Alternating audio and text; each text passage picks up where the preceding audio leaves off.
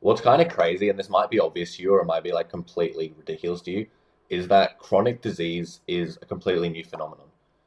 Like, obviously, it existed at some level amongst populations ages ago, but it's like really, really, really, really shot up like recently, which is obviously completely counterintuitive because logically you'd think with the advancement of modern medicine and our living in our nice modern lives and better sanitation, everything like that, we'd be living in a much lower disease area. And of course, we have had some improvements like survival rates, whatever.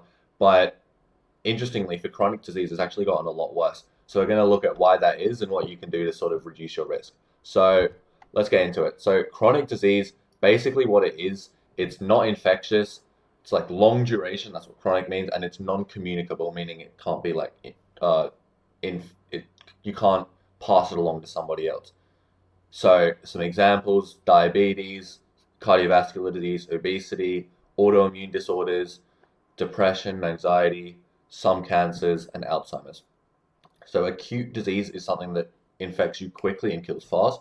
Chronic accumulates slowly over time until a point where you notice it, and then it's usually already doing damage. And so, yeah, if you look at this study, and keep in mind, this is only the last 10 years, or 20 years ago now almost, but I couldn't find a more recent graph. Um, but between 2007 and 2017, you can see literally everything going up. Now, granted, it's not going up by a lot, except for hyperlipidemia in this 1 year, but all of them have gone up by at least 5%. Some of them have gone up by about 10%, and this is only a 10-year period. And I have found some other graphs more recently, but they're not a longer time frame, so they go up like 2 or 3% over 5-year things. So if you extrapolate that, you can see that if we're going up about 5% per 10 years, and I think the trend started maybe 30, 40 years ago.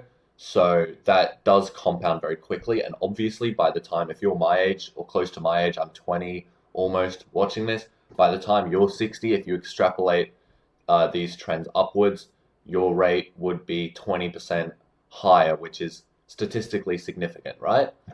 And that's if these rates don't increase even more, which they probably will do. So, despite all the nuance that, we live longer, so we have more time to develop chronic disease, the diagnostics have improved, so like we can diagnose better. And sorry, my voice is like fucked, I don't know why. And the infant mortality decrease. So, despite all of these things that might skew the statistics to be increased, even if you adjust the data for age and you control these variables, it still shows increases in literally all of these things. And so I feel like I make this point in every single video in this channel, but of course, I think one of the primary drivers for this increase is environment mismatch. We're living not optimally. We're living where our body is not designed for this modern life. We're not designed to be living like this, and we're suffering the consequences. Like we are designed to live like this: outdoor living, natural life cycles, seasonal food variation, high movement, walking around a lot, low processed food intake, tight social groups, tribes, everyone's name, community, and you have periodic caloric scarcity. So you don't have overabundance of food 24/7. We did not evolve for this like constant stimulation, being in dark, dingy rooms, playing like fake socialization, simulated hunting, constant overabundance of food, low movement. All of this shit is all a consequence of the modern lifestyle. We did not evolve for this constant abundance and constant stimulation. We evolved like this. And so, just to break this down more in depth, you have the nutritional mismatch. So, you have ultra processed foods and ultra manufactured man made vegetables and plants, refined sugar, seed oils, hyperpalatability. So, it tastes really nice, but there's very few actual nutrients in there, leading to insulin resistance, inflammation, leptin resistance, which is like your resistance to feeling full, which ties to my fat gain video, which you can watch. Um, Secondly, circadian mismatch. So the body clock is not aligned with the sun. You have artificial light at night, shift work, screens before bed, poor sleep duration and quality, and this can lead to cortisol dysregulation, insulin disruption again, impaired immune regulation, and reduced growth hormone. So again, this sort of ties to a few of my videos, like the hair video, thought video. But apart from that, obviously cortisol. I'm sure you've seen like the reels or like the memes about cortisol, but like it is a real thing. It is sort of super damaging to you. Insulin obviously super damaging, like I said in the fat gain video. Growth hormone, obviously you want to be growing, and immune regulation, self-explanatory, right? Now we have the movement mismatch. We have sedentary lifestyle. I'm sure you've heard that term being thrown around everywhere. Everyone's sitting on their stupid chairs like 99% of the day. And you have low NEAT, and NEAT just stands for non-exercise activity thermogenesis. So basically any movements that aren't actual exercise. So things like posture adjustments. Me, I'm like spinning around in my chair, just, I don't know, it's just, that's my personality, it just happens. I'm a bit fidgety, and just stuff like that. It still is a use of energy, which it's a lot lower when you're like zoned in on a task on a laptop or whatever. And so this can cause impaired glucose disposal. It can reduce your mitochondrial density, and it can make your vascular function much worse. Obviously, super, super bad things as well, right? We're getting the picture. I think there's only two more things. Yeah. Psychological mismatch. So chronic stress, isolation socially, digital overload with stimulation. And we have this whole culture of comparison. I mean, obviously comparison's built into our brains, but with social media showing you top 1% of literally every single field, there's that chronic comparison, which really tanks your self-esteem.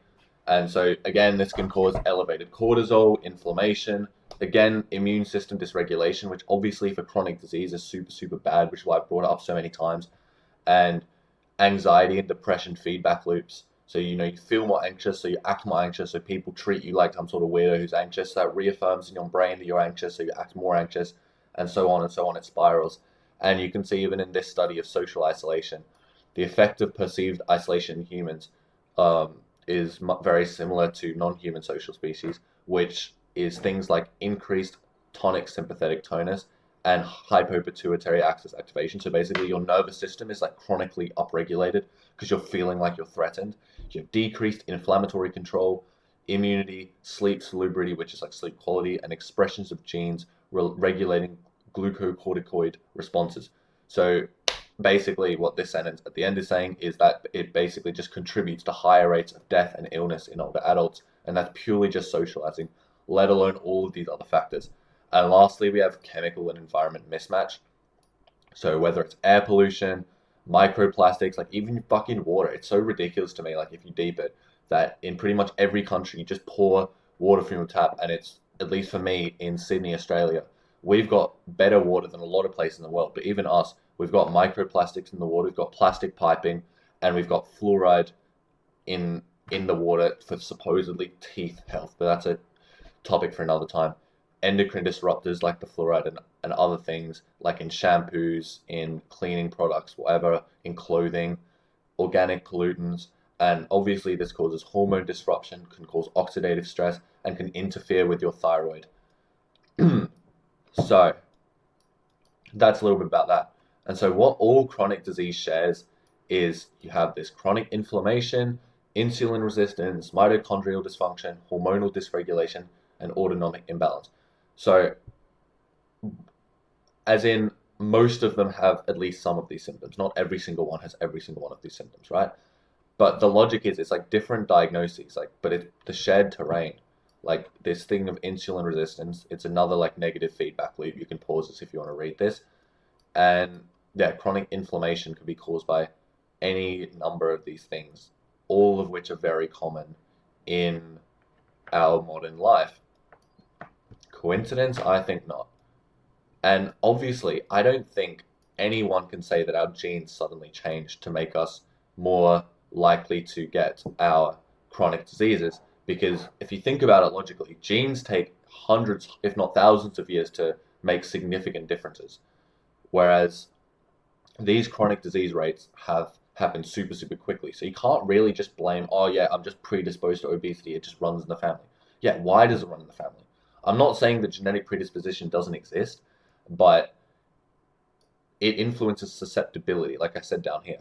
But the expression is still regulated by your environment and how you treat your body, nature versus nurture. And if you're nurturing yourself poorly, that then you upregulate your chance of chronic disease, which is obviously what the case is, because again, it's happened so quickly and it's rising so rapidly. There's no way genes could be the cause of this.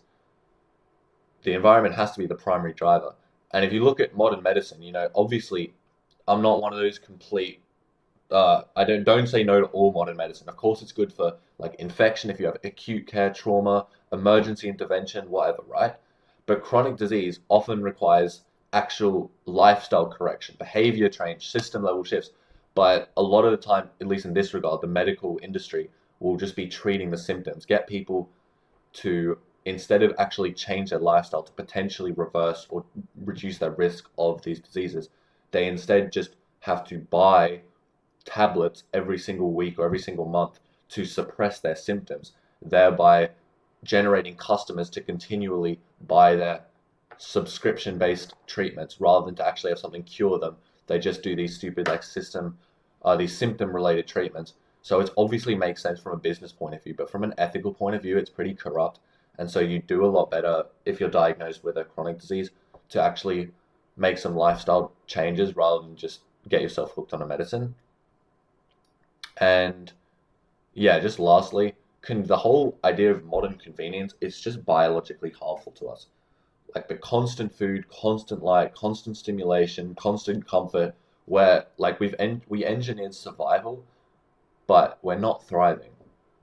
These guys in Africa, they look a lot healthier than your average modern man. And again, it's like sort of obvious, but why is it sort of obvious? These people don't have mobile phones, they don't have internet, they don't have supermarkets, they don't have shit like, and they don't have any of this modern stuff which is supposedly so good for us.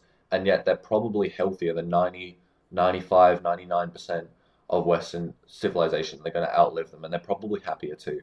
So you have to question, is this whole these modern inventions that good for you? Like, again, we solved survival, but now we need to solve alignment. We need to align ourselves with how we're designed. And so that's where I'm going to leave you today. Um, yeah, if you're still watching, I do appreciate it. I do put thought into these videos. And if you found this useful, sick. Um, I'll catch you in the next video then. Cheers.